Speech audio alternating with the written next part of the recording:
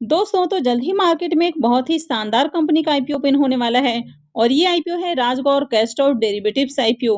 तो आज की वीडियो में हम इस आईपीओ की कंप्लीट रिव्यू करेंगे, जानेंगे कि कंपनी का बिजनेस कैसा है, कंपनी के फाइनेंशियल कैसे हैं और ग्रे मार्केट में इसकी कैसी डिमांड है। और इसके बाद जानेंगे कि आगे इस आईपीओ में अप्लाई करना है या फिर नहीं करना है। तो चलिए वीडियो को शुरू करते हैं।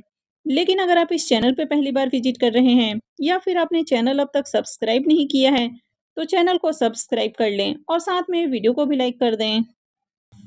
तो सबसे पहले अगर आईपीओ के डिटेल्स की बात करें तो आईपीओ 17 अक्टूबर यानी कि मंगलवार से ओपन हो रहा है और ये 20 अक्टूबर को क्लोज हो जाएगा। फेस वैल्यू 10 रुपये पर शेयर है और बुकिंग प्राइस 50 रुपीज रखा गया है। लॉट साइज 3000 शेयर्स का होने वाला है। आईपीओ के इशू साइज की बात करें तो आईपीओ 47.81 करोड़ का है, यानी कि आईपीओ का साइज थोड़ा सा बड़ा देखने को मिल रहा है।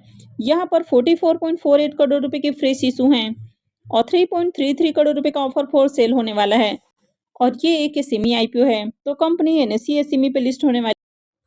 तो ये एक सेमी आईपीओ है और अगर इसमें रिजर्वेशन पोर्शन की बात करें तो यहाँ पर क्यूआईबीज के लिए 50% का पोर्शन दिया गया है, वहीं पर रिटेलर्स के लिए 35% और एचएनआईज के लिए 15% का पोर्शन होने वाला है।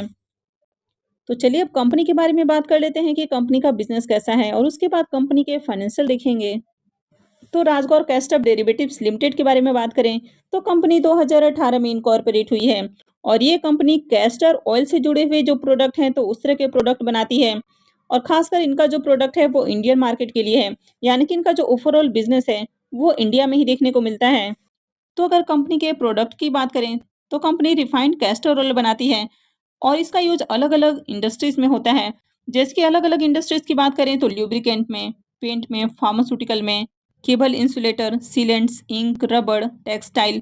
तो इस तरह अलग अलग इंडस्ट्रीज में इनका यूज होता है। इसके अलावा और भी कैस्टर ऑयल के बहुत सारे यूजेस देखने को मिलते हैं, जैसे कि relief consumption, eyelashes growth, hair growth, skin moisturiser, immunity booster. इसके अलावा अनाज को इंसेक्ट और फंगी से बचाने के लिए भी कैस्टर ऑयल का यूज किया जाता है। इसके अलावा इस कंपनी का सेकेंड प्रोडक्ट है कैस्टर डी ऑयल केक, यानी कि कैस्टर के बीज को कुचलकर जो ऑयल निकाला जाता है उसके बाद जो बाकी का वेस्ट बचता है उसको फर्टिलाइजर के रूप में यूज किया जाता है। और तीसरा है high protein castor D oil cake. तो ये एक ऑर्गेनिक फर्टिलाइजर है जो कि सॉइल की फर्टिलिटी को बिना किसी डीके और डैमेज के इनहेंस करता है। अगर इस कंपनी के मैन्युफैक्चरिंग यूनिट की बात करें तो ये कंपनी भी गुजरात के बनासकांठा में देखने को मिलती है, यानी कि गुजरात की कंपनी है। और जुलाई 31 2023 तक की बात करें तो कंपनी के पास 60 एम्प्लॉयज देखने को मिलते हैं। तो ओवरऑल अगर इनके बिजनेस की बात करें तो इनका बिजनेस कैस्टर ऑयल और कैस्टर डी ऑयल केक का है। तो इनके क्लाइंट में आपको lubricant, paint, pharmaceutical, cable insulator, sealants, ink, रबड़ एंड टेक्सटाइल, फार्मर और manufacture of organic fertiliser, poultry farms and manufacturing of organic fertilisers देखने को मिलते हैं, यानी कि इनका यूज काफी जगह आपको देखने को मिलता है। अब अगर इस कंपनी के फाइनेंशियल की बात करें तो यहाँ पर फाइनेंशियल 21 से फाइनेंशियल 23 का कंप्लीट फाइनेंशियल देखने को मिल जाता है। इसके अलावा फाइनेंशियल 24 के एक क्वार्टर का फाइनेंशियल देखने को मिलता है। तो सबसे पहले अगर एसेट की बात करें तो कंपनी के एसेट में आपको ईयर ऑन ईयर ग्रोथ देखने को मिल रही है। रेवेन्यू की बात करें तो कंपनी के रेवेन्यू भी आपको बढ़ते हुए देखने को मिल रहे हैं। वहीं कंपनी के प्रॉफिट आफ्टर टैक्स की बात करें तो कंपनी के प्रॉफिट में भी आपको इजाफा देखने को मिल रहा है।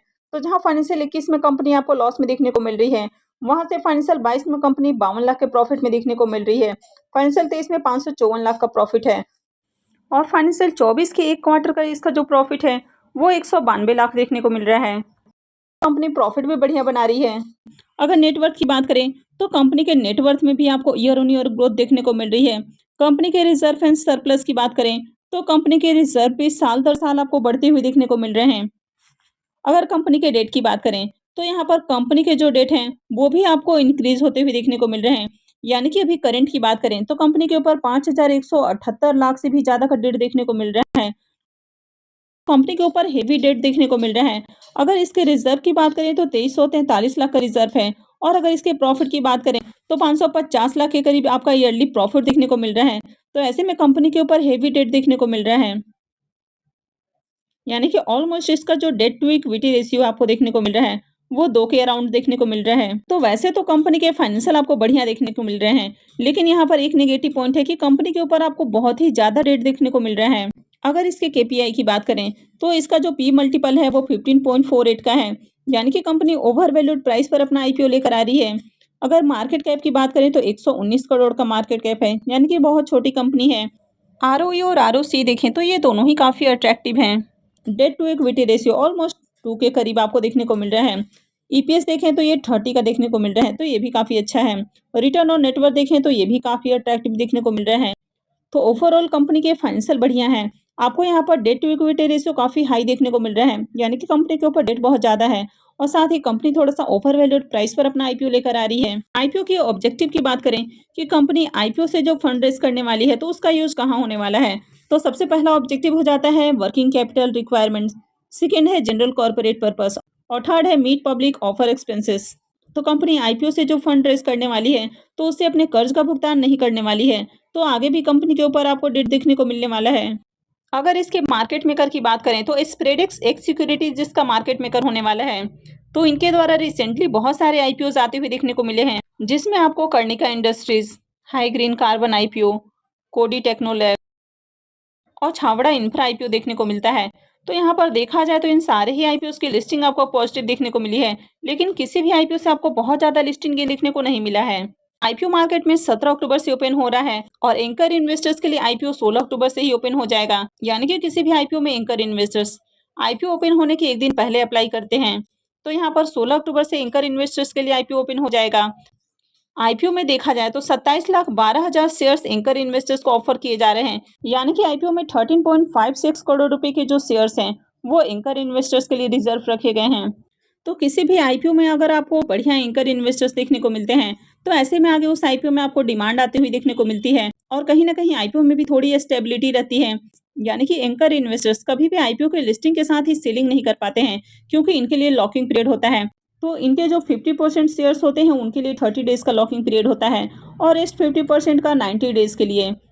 तो इसके कारण इनका जब 30 डेज का लॉकिंग पीरियड खत्म होता है, तो ये अपने 50% शेयर्स को सेल कर पाते हैं, जो कि इस आईपीओ में 11 दिसंबर को खत्म हो रहा है और रेस्ट जो 90 डेज का लॉकिंग पीरियड है वो 5 मार्च को खत्म होते हुए देखने को मिलेगा। तब तक इनमें इनकी होल्डिंग देखने को मिलेगी। तो इसके कारण कहीं ना कहीं थोड़ा सा आपको आईपीओ स्टेबल देखने को मिलता है, यानी कि लिस्टिंग के साथ ही बहुत ज़्यादा सेलिंग प्रेशर नहीं होता है। हालांकि एचएनआईस और रिटेलर्स की ओर से आपको सेलिंग प्रेशर देखने को मिलता है। तो अगर किसी भी आईपीओ में एंकर इन्वेस्टर्स पैसे लगा रहे हैं, इसका मतलब है कि कंपनी बढ़िया है और तभी उसमें एंकर इन्वेस्टर्स की ओर से पैसे लगते हुए आपको देखने को मिल रहे हैं। तो जैसे इसकी एंकर लिस्ट आती है तो मैं आपके साथ शेयर करूंगी। आईपीओ के टाइम टेबल की बात करें तो आईपीओ 17 अक्टूबर यानी कि मंगलवार से ओपन हो रहा है और ये 20 अक्टूबर को क्लोज हो जाएगा। आईपीओ का अलॉटमेंट डेट 26 अक्टूबर होने वाला है। रिफंड डेट 27 अक्टूबर रहेगा। क्रेडिट डेट 30 अक्टूबर है और आईपीओ की लिस्टिंग 31 अक्टूबर को होने वाली है। तो अगर इस आईपीओ के लॉट साइज की बात करें तो आईपीओ में 3000 शेयर्स का एक लॉट होने वाला है, यानी कि एक लॉट के ऊपर इन्वेस्टमेंट अमाउंट 1,50,000 रुपए रहेगा। तो चलिए अब ग्रे मार्केट प्रीमियम देख लेते हैं कि अभी इसकी ग्रे मार्केट में कैसी डिमांड है। राजगौर कैस्ट्रो डेरिवेटिव्स आईपीओ की बात करें तो इसका प्रीमियम अभी 10 रुपए पे ट्रेड कर रहा है और आईपीओ में लॉट साइज 3000 शेयर्स का है। तो इसका मतलब है कि इस आईपीओ से 30,000 रुपए करीब प्रॉफिट मिल सकता है। तो इस आईपीओ से आपको 20% का लिस्टिंग गेन देखने को मिल सकता है। तो फिलहाल इसका प्रीमियम देखें तो हमें ठीक ठाक प्राइस के ऊपर देखने को मिल रहा है। अगर आगे इसमें एंकर इन्वेस्टर्स की ओर से बढ़िया पैसे लगते हुए देखने को मिलते हैं, यानी कि एंकर लिस्ट में आपको बढ़िया नाम आते हुए देखने को मिलते हैं, जिसके चांसेस थोड़ा सा हाई लग रहे हैं, क्योंकि ओवरऑल कंपनी की बिजनेस की बात करें तो कंपनी का बिजनेस ग्रोइंग है, साथ ही कंपनी के फाइनेंशियल भी बहुत ज्यादा अट्रैक्टिव है। हालांकि कंपनी के ऊपर डेट है, लेकिन इससे भी ज्यादा फर्क नहीं पड़ता है। अगर किसी कंपनी का बिजनेस ग्रोइंग देखने को मिलता है और कंपनी बढ़िया प्रॉफिट बनाते हुए देखने को मिलती है, तो उसमें एंकर इन्वेस्टर्स आते हैं। तो आगे इसमें एंकर इन्वेस्टर्स पैसे लगाते हुए देखने को मिलते हैं, तो फिर आगे इस आईपीओ में अप्लाई किया जा सकता है। तो इसके आगे जो भी अपडेट आती है मैं आपके साथ शेयर करूंगी। तो इसके लिए आप चैनल से जुड़े रहें और चैनल को सब्सक्राइब करके रखें। और अगर आपने वीडियो को अब तक लाइक नहीं किया है तो वीडियो को भी लाइक कर दें। और वीडियो को अंत तक देखने के लिए आप सबका बहुत बहुत धन्यवाद।